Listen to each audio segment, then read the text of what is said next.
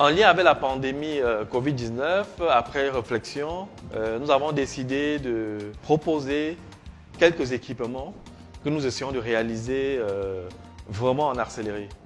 On a pensé à un portique de désinfection parce que la problématique de la désinfection telle qu'elle se pratique avec le lavage de mains, c'est très bien, c'est ce qu'il faut faire. Mais nous avons imaginé que pour des espaces comme les marchés, les espaces publics pour lesquels il y a un flux de personnes importantes, c'est peut-être mieux d'avoir un portique sous lequel passerait tout le monde et qui pulvériserait un désinfectant. Nous avons aussi fabriqué un autoclave. Un autoclave parce que nous imaginons bien que dans les milieux hospitaliers, il y aura beaucoup de problèmes de désinfection. On a beaucoup d'équipements qu'on doit malheureusement devoir réutiliser.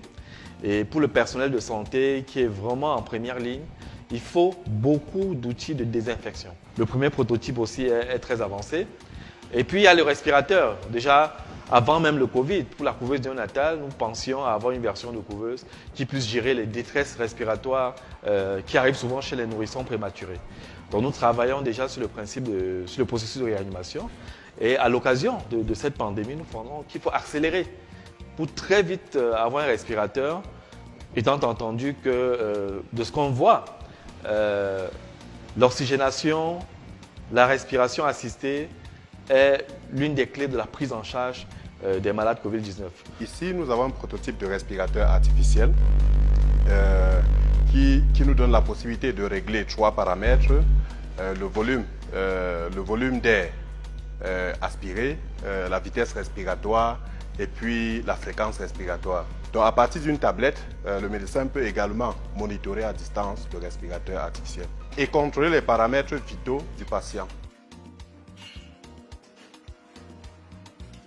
Alors, nous avons décidé de suspendre nos activités usuelles de fabrication de couveuses notamment pour se concentrer sur le Covid seulement le 22, c'est-à-dire ça fait environ 2 semaines.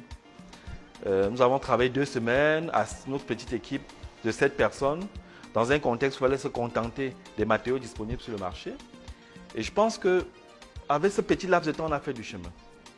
Et quand on voit ça, on peut se dire en réalité que si l'Afrique mettait tous les ingénieurs africains d'ici et de la diaspora en mouvement pour nous sortir de l'économie de la brocante et des déchets, certainement nous serions émergents avant 2035. Nous avons un potentiel fou. Il reste aux Africains à faire confiance aux Africains. Il reste au pouvoir public à enclencher des mouvements structurants qui s'appuient sur les compétences africaines.